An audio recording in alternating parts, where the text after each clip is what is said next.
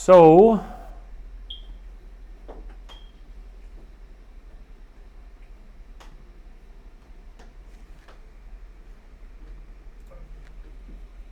one moment here as I bring the chapter back up. This week we're going to be looking at chapters 8 and 9, and I don't want you to stress out about that because this is really a very light week as far as homework goes and the topics that we're covering. So let me pull up our classroom here for a moment, and let's go ahead and take a look real quick this week what we're going to be doing. This week is about memory management and input-output, okay? And so this week you're going to be looking at ArrayLists and LinkedList. We're going to be talking about memory regions, heap stack, garbage collection, and variable scope. And in Chapter 9, you're going to be looking at input and output streams, output formatting, and reading and writing to text files. And I'm going to try to work through a couple examples today on some of that. The reading and writing of text files might actually be useful for you guys in your projects. For example, if you want to have some set of levels, you could actually store the levels in a text file, and the variables you could read from it so that you could add variability to your game and so forth. But we're going to look at that today. And your discussion forum is on a very important topic called singleton classes. And what I want you to do for that is do a little research on the web, find out what a singleton class is, and discuss it, okay? Try to explain it to the best of your ability. It's one of those topics in Java that's actually on a lot of interviews. They ask this question a lot. Okay, CAs and PAs, and of course I'll be posting the video from this lecture today once we're done. Don't forget Project 2 is coming at the end of this week, end of our class week. That is on March 20th. We've been kind of talking through this a lot over the last couple weeks, giving some sample code and giving you guys the opportunity to play with it and figure out how you want to do your own game. All right, let's go ahead and take a look at what we're talking about this week. So it's memory management and input-output. All right, so when we're talking about memory management, you have to think about the fact that memory on your computer is finite, okay?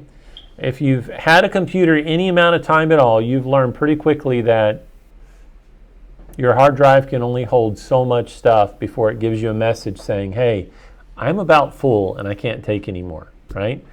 Memory is finite, especially the memory on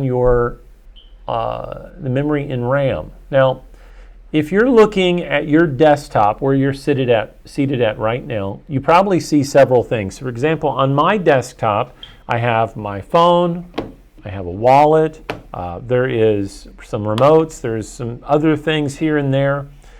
And this, what is on the desktop, is usually temporary. Okay? It's usually fairly temporary. And so if I want to kind of get more things out, then I have to make room for stuff. That means I have to take stuff that's out and I have to put it away in some type of long-term storage, right? I don't want to throw it away, right? It's my wallet. I want to throw my wallet away. But I want to keep it, right? But at the same time, when I want to get it back out and look at it again, I now take it back out and I've got it on the desktop and I can kind of browse through it, do what I got to do. When I'm done, I put it back away again in long-term storage. Memory is like that. Your RAM is analogous to the top of a desk. And you can only hold so much stuff on the top of that desk. And when you're done with the things on that desk, if you're smart, right, you take it and you put it away into long-term storage. You put it into the filing cabinet. So this is kind of an important topic.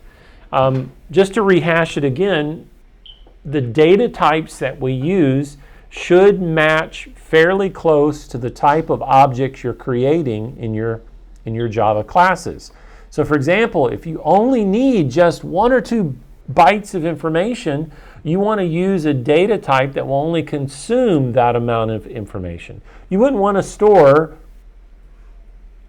a bit in a long data type, because a long data type is taking up a huge amount of space, whereas a bit is only taking up just 1 or 2 bits, right? So think about when you're programming the type of data type you're using. Think about the scope of it. Is it going to grow over time that I may need to have a longer variable like a long, or is it always just going to be something very small that I'm only going to use just a small data type for? These are all questions you are going to ask of yourself as you program and as you move along. And understanding how you use those data types, it just makes sense, right? You wouldn't buy and put in your house a giant filing cabinet that's only going to hold just a few things that are precious to you. It just wouldn't make sense, right? So now you've taken up precious space in your room. So you only want to put the size of the thing that matches what you expect it to use. All right. I know I've hammered it on that a lot, but you guys understand where I'm going with this, right? Okay. Well, let's talk about things that can cause bottlenecks to performance. Storing large variables in large quantities can create bottlenecks in performance. Some people like to put all of their images in a database and then read from that and store it in a collection so they can iterate through those images. But honestly, that doesn't make a lot of sense. It makes more sense to put the images into a file server and then just keep a reference to the location of the image, right? So you think about what things are going to create bottlenecks. Think about how the performance of your computer is going to be matched against your code, okay?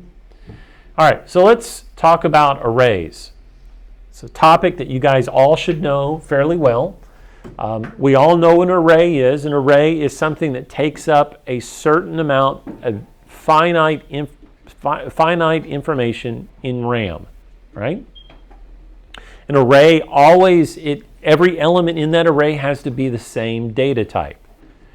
And an array is limited. When you create an array, you have to specify, hey RAM, I'm taking up 5 places of memory. It's going to store this type of data type, right? So array it's very finite. An array list is a little bit different, right? So an array list, we're giving something that can grow over time. But this is important to understand how arrays work. Arrays are sequential storage of data. So for example, at position 1, if I wanted to add a new array and increase the size but keep the same sequence, think about the steps that I would have to take to do that. Right? What has to happen with data that's at array 1? It has to be moved to position 2. Position 2 has to be moved to position 3. Position 3 has to be moved to position 4. Position 4 has to be moved to position 5. And whatever's in 5 has to be moved to the next spot that's available. So adding elements to an array list can be expensive, right? Look at, as an array list, what type of methods we have.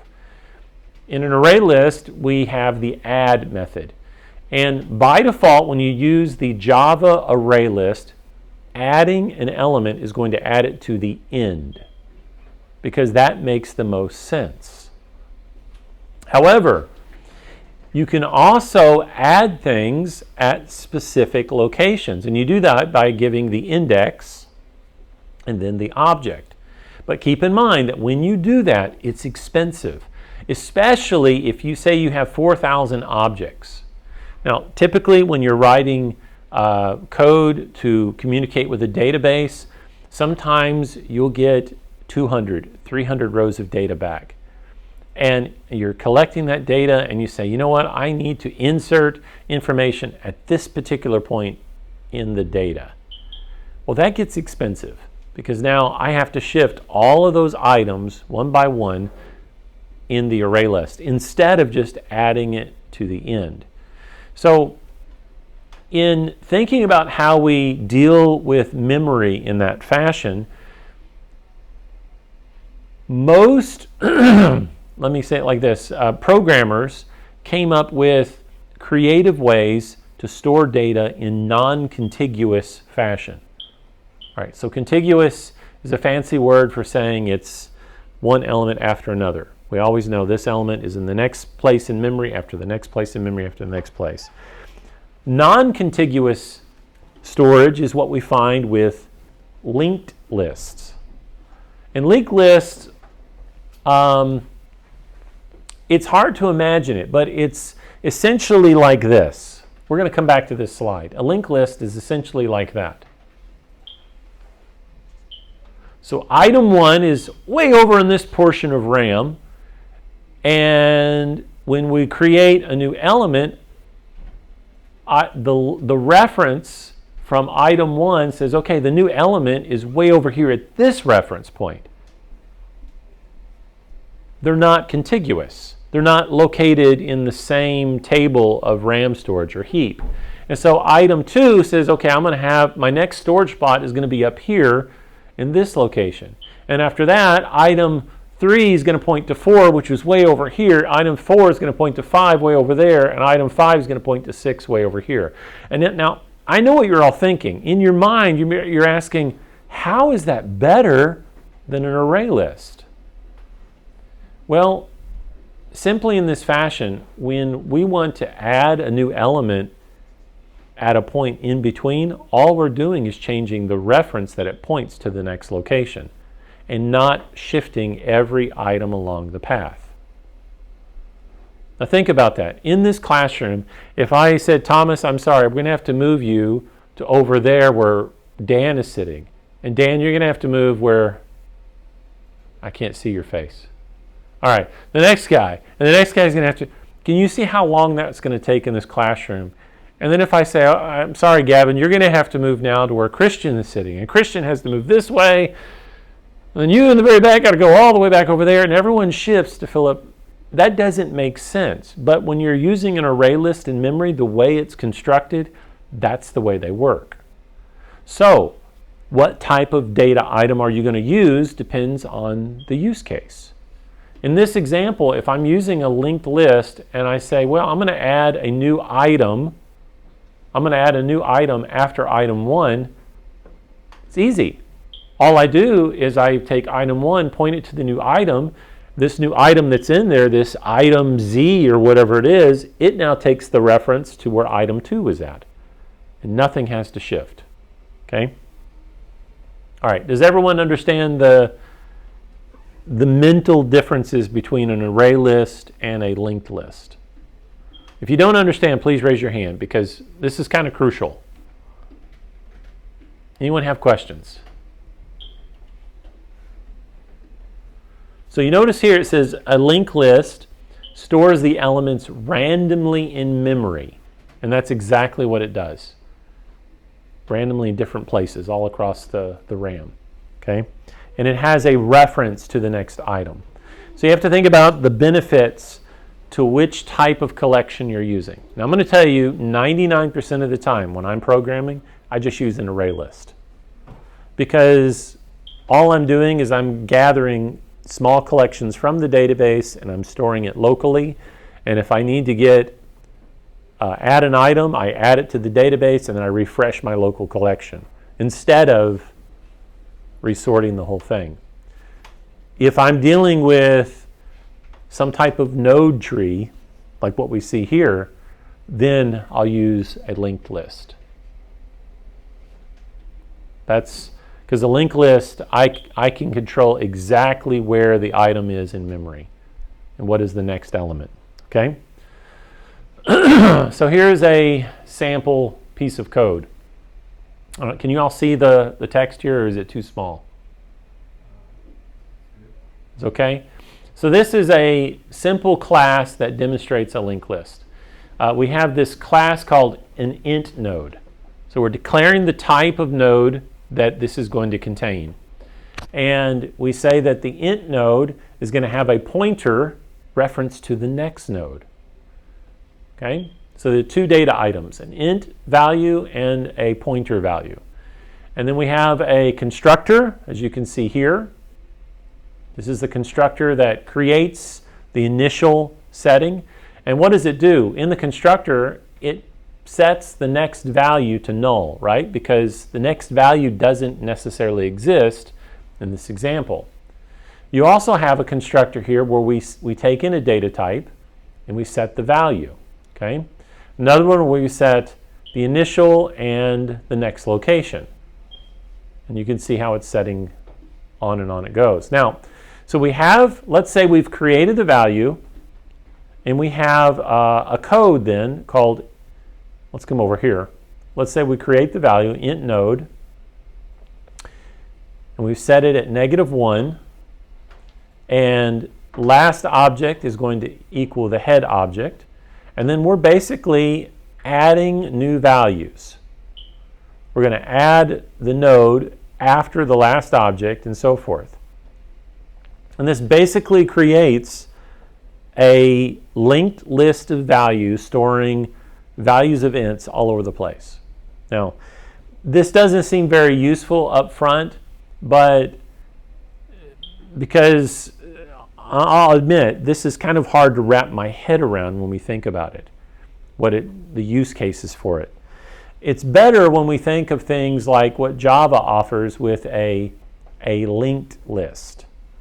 So if you go on your computer real quick and type in Java linked list example. Everyone do that for me for a second. Go on your computer, do a search, and type Java linked list example. And what I want to find out, I want someone to tell me once you look it up, is Java linked list a single linked node list or a double linked node list? Okay? What's that? Well, did you look it up? Okay. Tell me what it is when you say double then. How does that work? You're on the right track, guys, but I want you to tell me how it's a double linked list. I believe there's a one list involves the data, and then the other list involves a reference to the next data, something like that. Okay, so that's just a single linked list. Anyone know how Java is a double linked list? I'm not talking double in the form of the data type, by the way. I'm talking about double in the form of two pointers. Okay? Go ahead, Milbert. It supports duplicate elements. Supports duplicate elements, but what does that mean? Gavin, you raised your hand. Do you know what it means? I was going to say that since it's a double, it can address from one node to two different ones. That's what I saw. Yes, but can you be more precise? Oh, so it can reference to the next node or either the previous node? There you go. Yeah. So with Java's linked list, if we go back to the previous slide, let me see if I can find it. Here, this is only a single directional node. If I'm at item 2, I don't know what my previous node was. Right? I only know what the next node is. Java's implementation of the linked list is bidirectional. So item 2 knows its previous is item 1, and it also knows that its next is item 3. See? So that's important because when you're looking at the linked list in Java, you can say, hey, I'm at this node and replace the previous. Okay? Gives you a lot of flexibility. Okay, any questions about ArrayList and linked list now that we've kind of gone over it? You guys ready to move on? All right. Let's talk about output streams. So system out system.out is technically an output stream. In fact, when they call it out, they're just abbreviating. They're shorting it to talk about a stream. Think about a stream as literally what I just said. It's just a flow of data. It's just flowing. And with streams, when you start the stream, you can start collecting the data at whatever point you get it. Think of a stream like a movie. You're on Netflix and it's buffering, right?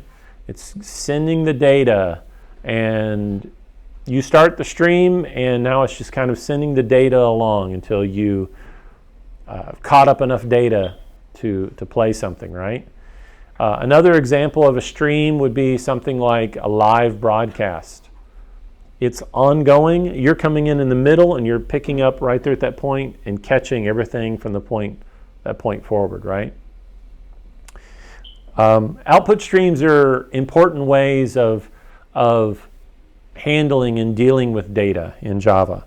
So it provides the output stream class.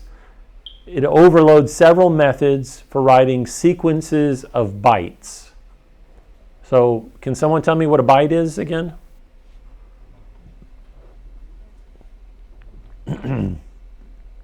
Not what you ate for lunch. You had a big bite, didn't you? So a byte is what? What type of number sequence? Binary? Yep, it's binary. It's just a set of zeros and ones. And typically what we do with output streams is we say we're going to take a byte of a chunk of an output stream at a time. Sometimes the collection that we grab out of that stream, we'll divide it up, say, by 8 bits or 16 bits or 32 bits, or, right? We always take it in doublings. Now, that's kind of important. Usually, the reason we do that, let's say that we're playing some music in MP3, and the music that's coming across in an MP3 is exactly what I just said. It's just a series of ones and zeros. And so we take that data and we say, okay, all right, output stream, give me in a loop, the first loop, give me a chunk of 32 bits at a time. And we interpret that, and then we pass it on to whatever to be processed. The next 32 bits, the next 32 bits, the next 32 bits, until we've constructed the actual algorithm or the actual piece of data that represents that MP3. Okay? Hash codes are technically output streams. System.out is a predefined output stream object that references the associated with the system standard output. For example, what we're seeing here on this output screen right now is it's a stream. It's outputting it. Okay? And it may feel odd, but this is being output and refreshed over and over and over and over again. It isn't just one time. It's just constantly flowing. The data that's being represented is only this finite set of data, but the same data being streamed over and over and over again. Okay, so input streams, system.in. Can anyone tell me where we famously use system.in a lot? Yeah, the scanner. We're taking the scanner and we're accepting an input stream, and we're just listening. The scanner actually is listening, right? Waiting for data to be input. And then you input something on the console, it reads it, and then it does something with it. And then when we want to output the data, we stream it back out with system.out.print line. There's any number of different methods that we're using. Okay? Any questions so far? It's kind of making sense? Okay. So you got byte streams, 8-bit ASCII value, right? This is what I called it a byte, but it's the buffer. We're usually collecting things in buffers and storing it. Opening and reading files. When we're opening a file, we're reading something off of the hard disk, and we're reading it into memory. There's a classic interview question that's brought up by most computer program professionals when they're interviewing young developers. They don't ask it anymore because it's so basic anymore that they expect you to know a lot more details about a language now. But the classic program was, what are the three functions of a computer? Input, output, and processing, right? You're reading a stream of data in, you're processing that data, and you're outputting that data, right? Three basic functions. All right. So here is a class that's available in Java. Okay, this statement, file byte stream, it accepts a URL, which in this instance the URL is going to be in the form of a string.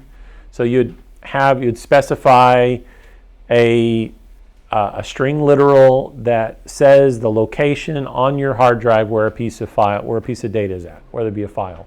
And then it grabs that and it assigns it to this variable file byte input stream. And then from there you would read that stream and you would go through it and use it. Okay?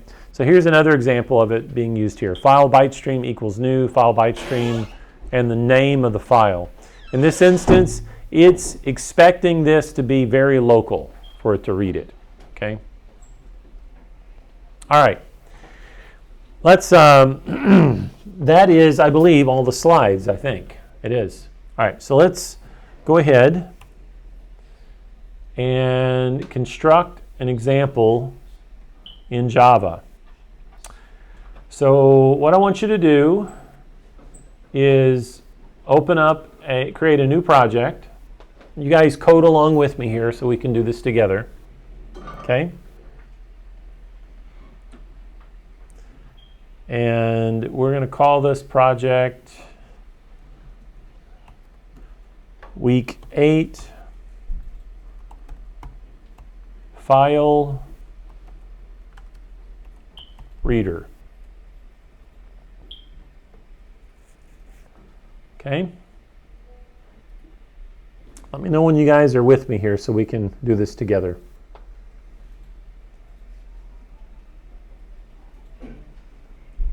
Everyone good? All right, when you get to this point in the source directory, we're going to create a new Java class and we'll call this my file reader. Okay? Make sure you select the class type, hit enter. We're going to go ahead and create a public static void main method. If you remember in IntelliJ, you can use PSVM and then tab. Okay.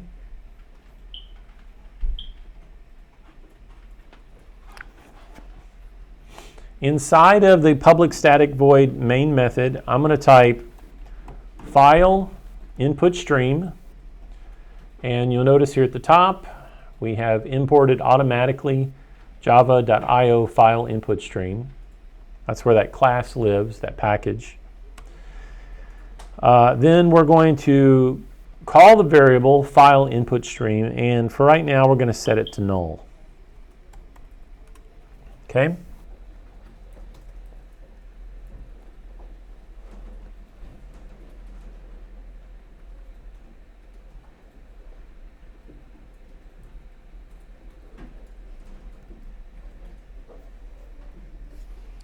Next, we're going to actually use the scanner to open the file, because scanner actually has capabilities for that. So we'll say scanner, and we're going to call this input file stream. And we're going to set this to null.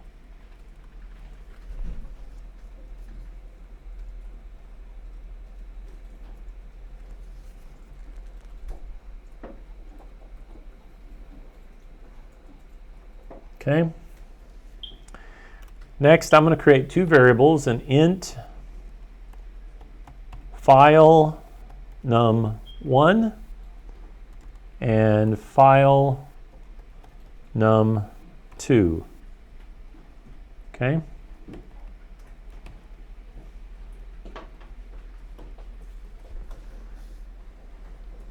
You guys with me so far? Okay. I'm going to type system out print line. And I am opening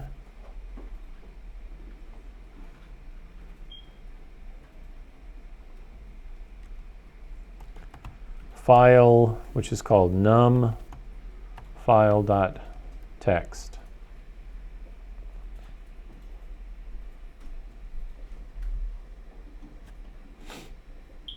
Now, right here in my class, my source, I'm just going to create a new file.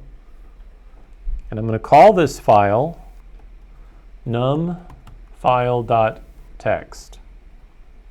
Okay? Again, how I did that, I just right-clicked on this. I went to new, not Java class, but file. Okay?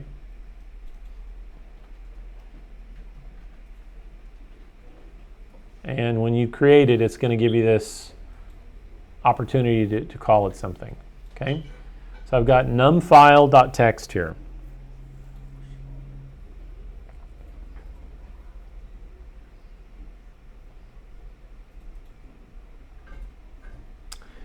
And in my file, I'm going to have two numbers.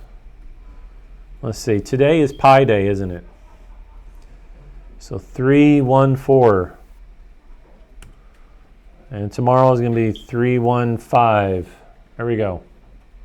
Those are the two numbers. I've got them separated by new line characters implicitly here.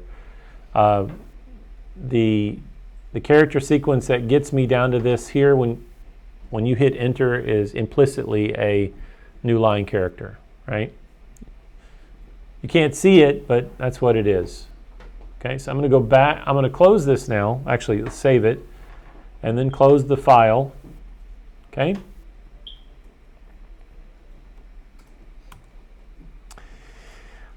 I'm going to type file input stream, the variable I created up top here.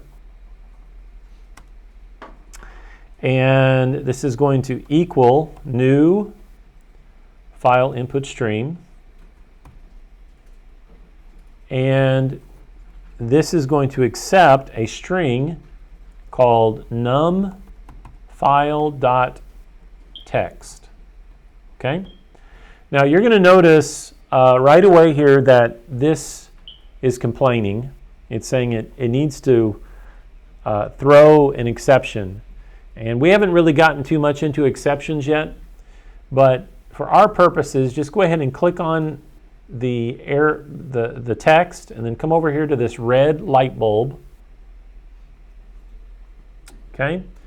And click Add Exception to the method signature. So the method signature is our public static void main method. So we're just going to click on that and add the exception. All right, let me show you how I did this again. Here's file input stream. You can see there's the red squiggly line going through it. I'm going to click on it. Come over here, click the light bulb, and click Add Exception.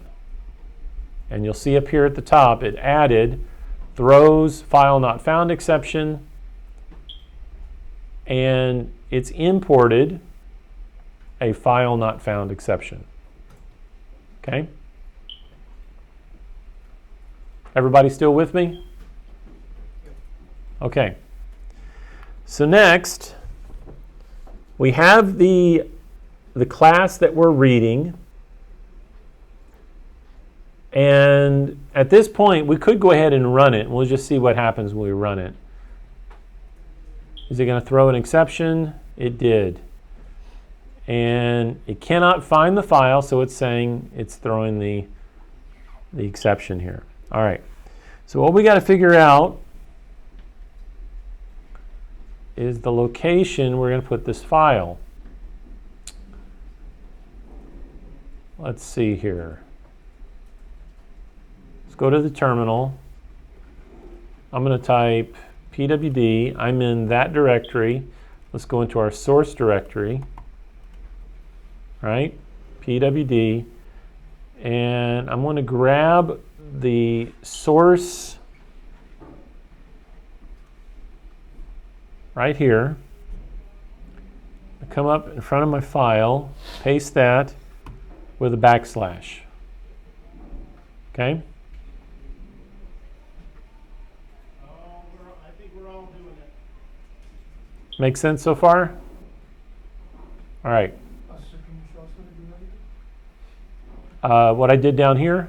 In the terminal. What's that? In the terminal.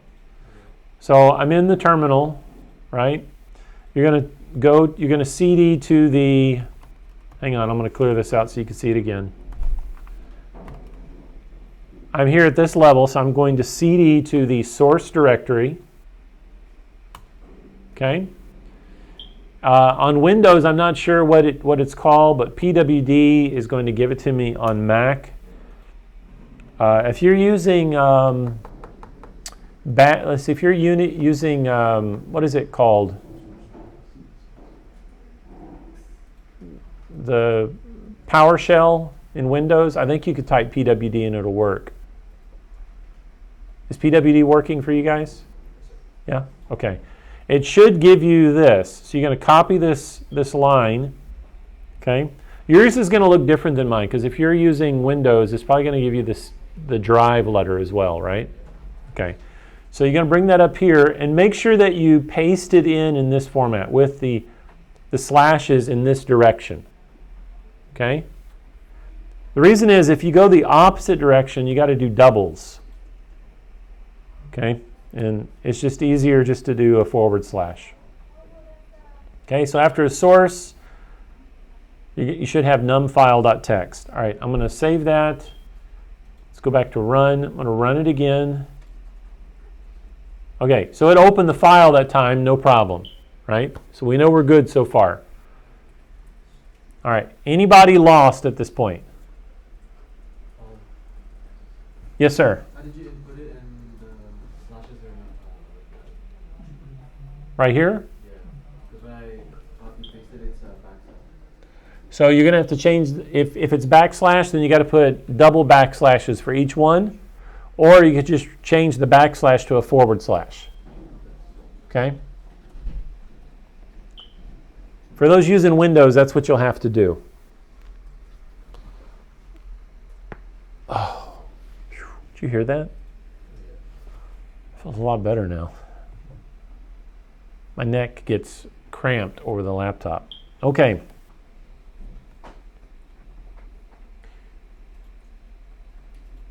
Are we ready to go on? Yes? Okay.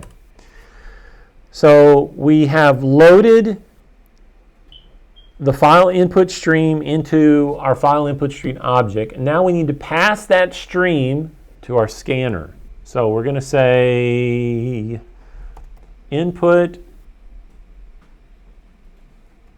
file stream equals new scanner, and we're going to pass in the file input stream. Okay? So your scanner can take both an output stream, your scanner takes the input stream. And if you remember, we drill back here in file input stream and go down, we can see it extends from input stream, and this is ultimately what it takes, right? So if we go back to our scanner, and we look at it, what does scanner accept? An input stream. And if we come over here and we type system.in, see what in is? It's an input stream. Right? You remember our discussion from last week when we looked at the person and the student, right? So all students are persons, right? Right. So all file input streams they're input streams, right? Make sense? You thought I was going to say all file input streams are students? Yeah, no, that won't work. All right. So we've loaded our file input stream into our scanner because scanners accept input streams. And now we need to print out what's from it. So let's first of all take our input stream scanner object. You know what? I'm going to rename this because this is kind of a bad name. So I'm going to go refactor and input file stream scanner. That way I know what this is, okay? And the first thing I'm going to do is I'm going to say next what?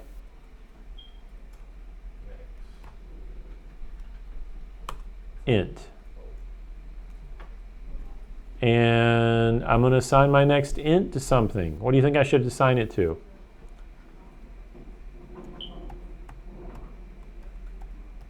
How about that one? Right? And let's do another one. File num2 equals input stream next int.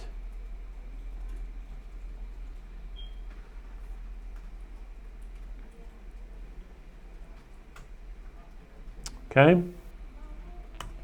Now let's do something with this. Let's do a system out print line.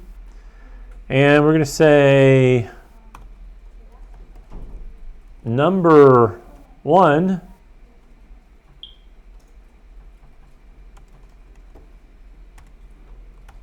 is file num1. System out 2, print line. Number 2 is file in input 2. And because these are ints, we should be able to do some calculations with them. So let's say number 1 plus number 2 equals, I'm going to put this in parentheses because if I don't, you know what's going to happen? Why I have to put this in parentheses for doing addition? So think about your order of operation, right? Anything inside the parentheses is going to be done first, and then after that it's going to be added to the string. If I don't do that first, Java's going to read this, see the plus symbol, and append the first string, and then append the second string. Let me give an example. We'll do it without the parenthesis. We'll say file num1 plus file num2, right? And let me go ahead and run it, just so you can see what would happen there. So it read the file, right? And it just appended the two lines together. Right? So, but if we put it again in parentheses and run it, now it adds them together. Okay? Now we have one other thing we need to do here, and this is best practice. We're going to close the file. On Windows, this is more important than it is on a Mac or Linux. On Windows, if you don't close the file, it won't run. You've opened it in memory, and the only way to close it then is to turn off the computer and turn it back on. Okay? So you have to close it. So I'm just going to put a note here. I am closing the file. And the way we close things is we say file input stream, and we say close. Now you can see this is also complaining. It's saying it's going to throw an exception. And I thought we already did this, right? But file not found exception is the only one up here at the top. So guess what we have to add again? We have to add another exception to the top. So now we're saying throws IO exception. And maybe you didn't catch what just happened here, but file input exception got replaced with IO exception. So, y'all, what do you think the relationship between a file input exception and IO exception is? Anyone dare to place a wager on what was going on there? It all refers to types again, right? So we know that system.in is an input stream, and file input stream is a input stream, right? A student is a person. There we go. A file not found exception is a IO exception. Anyone know what IO stands for short? Input output. Bingo, input output. All right. So you're kind of getting a little bit of this class hierarchy now, right? You're trying to understand how things are mapping. All right. So we've closed. Let's walk through the code real quick. We create our objects, right? But we don't initialize them. We're just creating them as placeholders in memory. We create the scanner. We create these ints. And then we say, okay, I'm going to set this file input stream to exactly this location right here. By the way, if you decide to use this type of methodology in your game, make sure you think about where you're going to have to include a couple of files for me then, okay?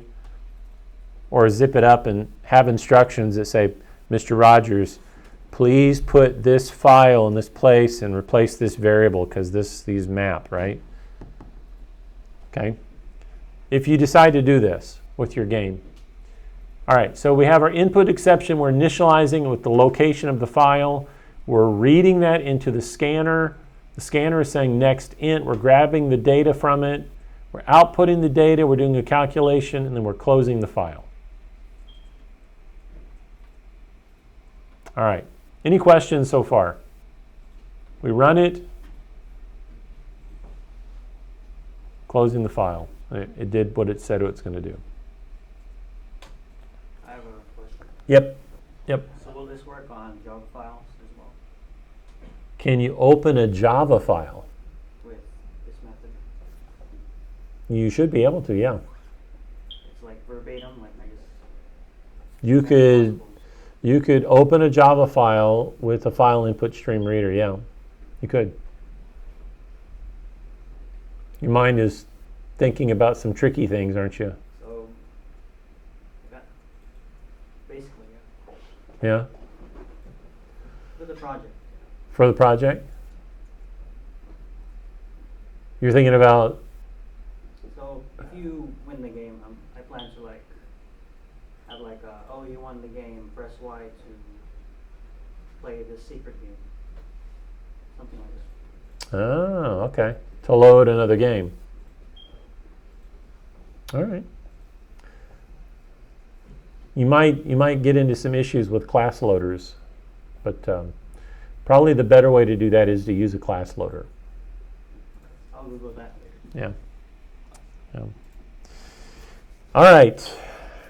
We are amazingly, we're done early. You guys got any questions for me so far? For the class? Yeah. Anything you want to ask?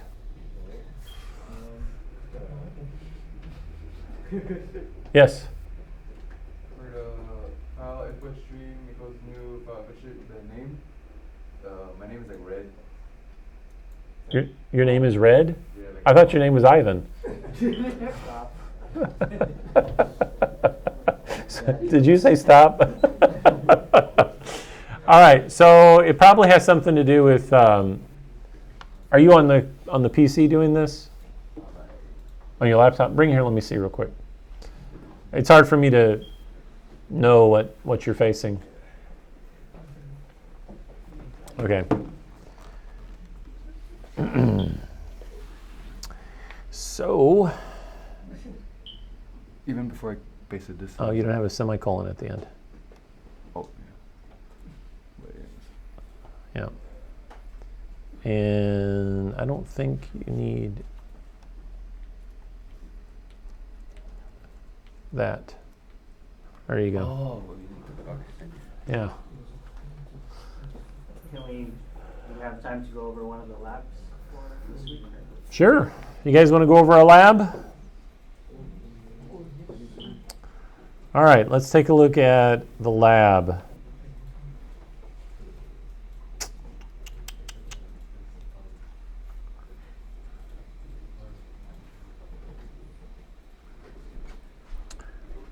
So I'm going to drag this over here so I can keep my screen separate. All right, so there's only one lab this week, so let's take a look at 9.7.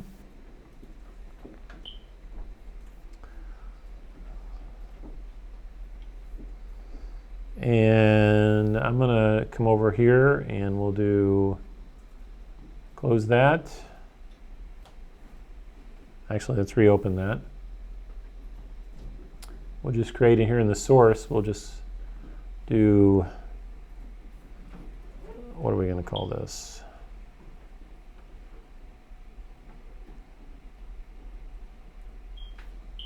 All right, so this has to be called a lab program.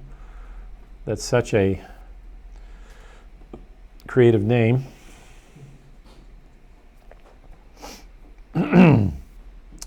If we're looking at, I'm just going to read this to you guys. So if you want to follow along, open your Zybooks lab to 9.7. This is lab file name change. So a photographer is organizing a photo collection about the national parks in the US and would like to annotate the information about each of the photos into a separate set of files. Ooh, fun.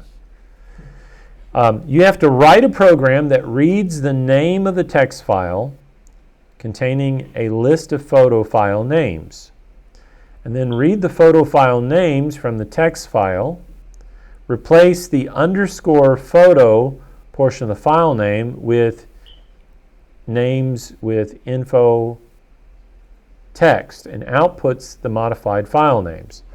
All right. So assume the unchanged portion of the photo file names contains only letters and numbers and text files and stores one photo file per line. If the text file is empty, the program produces no output. So if the input text program is park photos, and the park photos contains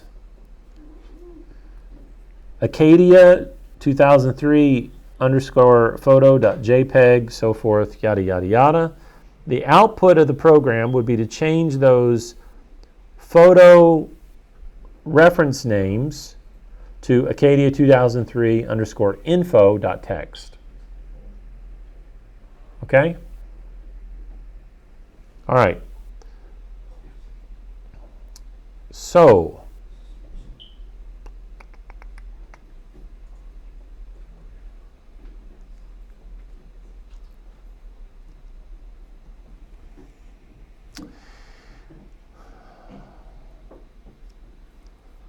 let's do this. Let's do a public static void main method. Okay. And we're going to do a scanner. And we'll call this scanner. It's going to equal a new scanner, and it has to take a system.in. Okay. We're going to create a string input file name. We're going to have a string file name. These, we're going to use these. One is for the location of the file, and then the other is for the names themselves. me think about this.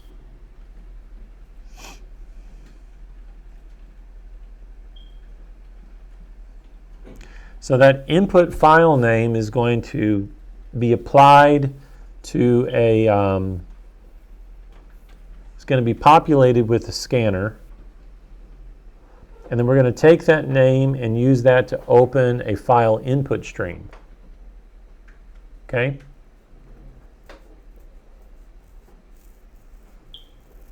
And once the file input stream is open, we're going to pass that to the scanner itself, a file name scanner.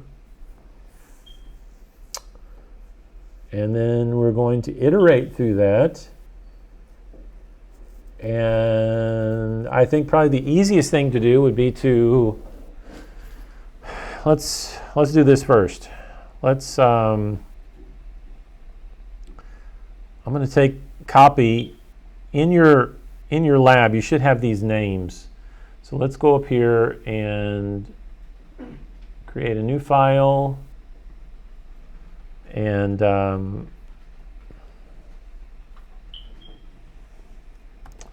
list of photos.txt, maybe?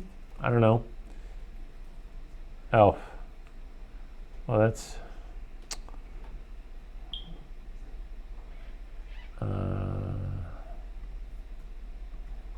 it's not going to be very helpful unless I can. So we're going to find, you might have to do this to prep your file work. And this is going to be photo.jpg, I believe is what the original was, wasn't it? Oh, it's right above me. Why am I doing this? Well, there we go. Let me just copy the correct set of names here just in case I made a mistake. There we go. All right. You see the list of names, right? Does everyone see that? It's in your Zybooks lab. So you got the contents of park photos, parkphotos.txt. All right, so let me go over here and rename this parkphotos.txt. All right, so that's my file that we're going to read from. Make sure that you paste into that file these set of JPEGs, because the goal here is to change this. All right. All right. So let's go back to our lab program.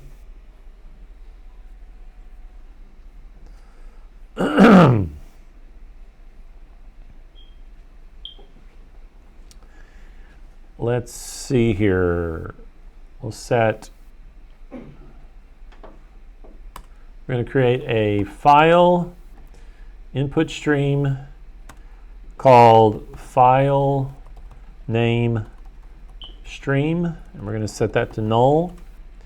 We got to create a scanner, okay?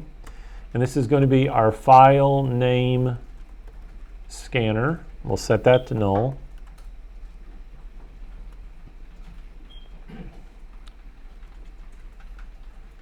And we have an additional scanner up here, as you can see. So we need to take our scanner we created a moment ago, and we're going to say dot next. That's going to read from the line. So I'm just going to put system out print line.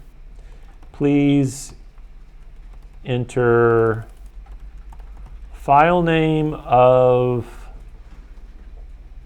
or let's see, please enter file URL, okay?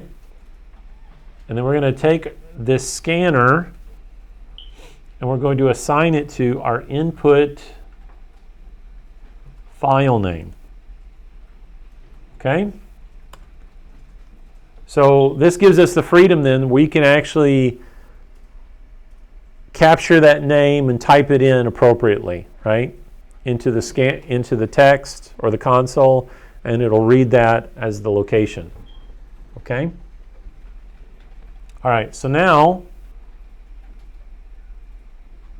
we've we've grabbed that, and we need to say, we need to store this information in our file name stream. So we're going to say file name stream equals new file input stream, and that's going to take the input file name.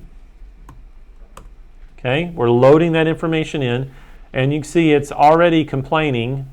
So I'm going to come up here and say, let's see, what is this? So in the lab it says throws IO exception. Yeah, thank you. Throws IO exception. Make sure you do that so it has the import at the top, otherwise it's going to have problems, okay? All right, I'm going to maximize this so I can see it a little better and everyone can see this cleaner on the screen. All right, so we've got that. We got the file input stream. Now we need to take our file name scanner that we created earlier, say equals new scanner, and we're going to pass into that the file name stream that we just initialized. Right? Okay, we've got that, and we need to loop through this scanner. So the best way to loop through this, the simplest way, is just use a while loop. Okay, we'll say file name scanner, and we're going to ask, is there more? And the way you do that is has next. Okay, that returns a Boolean, and as long as that Boolean is true, long as there's more tokens in the scanner that it's reading, it'll stay in the file loop. All right, so we're going to say our file name that we're going to work through, and this is going to be our file name scanner, and we use the next. So you're going to read the first line, pass it to the file name. Now, we need to do something with this string. So I want you to think about this. We have our file name, and we need to parse this string and replace it. Replace some data. What method sounds like replace? Replace. Very good. All right, that was a gimme, right? So here's the replace. We're going to replace that line, and we're going to replace it with two sets of data. Well, we know, according to the requirements in this lab, that we're going to replace it with, we're going to find the photo.jpg, and we're going to replace it with what? Yeah. You guys understanding so far how we're getting at this? Okay, so we need to apply this to something. We could introduce a local variable, but that's not going to work because, we want to replace the information. So we're going to replace it right upon itself. So file name is going to equal whatever that change that has occurred. Okay? So we've done that, and I don't think we have to write back to the file, but all we have to do is capture this information and print it out. So we're going to say system out print line file name. And then what's the last thing we always have to do with files? Yeah. So how do we do that? Which object are we closing?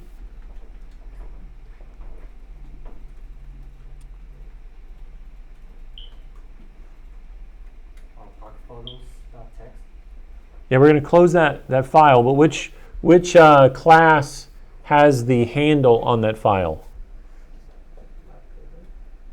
What's that? Well, no, lab program is the entire class, but there is a class object that we're dealing with that has a handle specifically on the file right now. It's opened the file for us. Is it the input stream?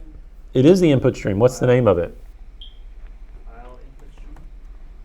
Okay. File name stream. And we use the close.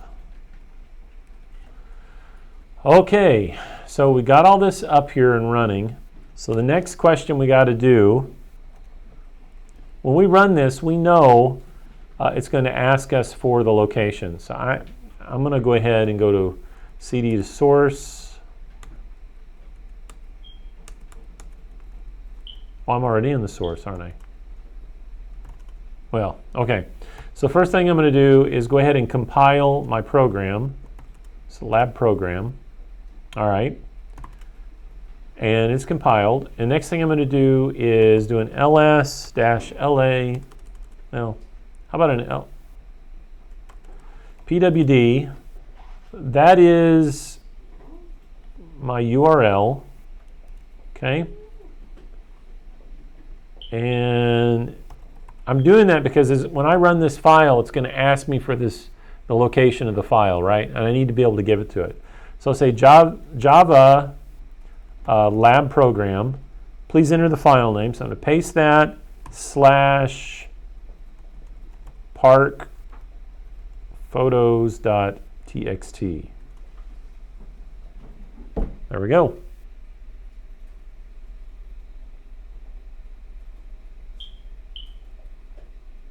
It did what we said it should do. Now if I do a cat on Park Photos, you can see there it is with the JPEGs. If I run the program, I'm going to type it out again. Park photos.txt. There it is.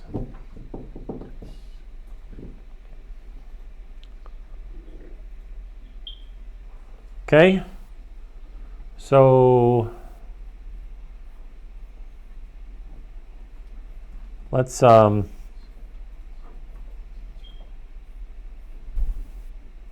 drag the lab over here so you guys can see it. Here's the lab. Right? I'm going to copy my code here.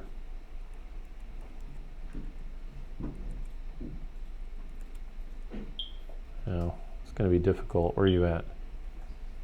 There we go. Paste it in.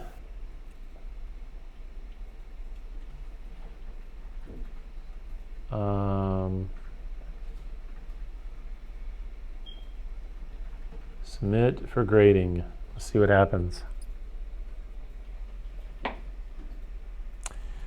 Okay. Output differs. See the highlight. Oh, because it doesn't like my system out print line. All right, we'll take that out. Whoops, cancel. Submit it again.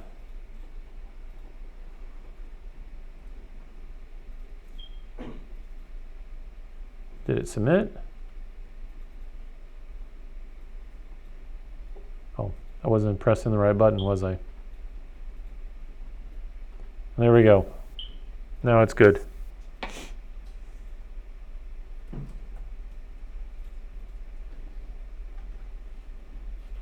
Well, they got a lot of test cases they're running here.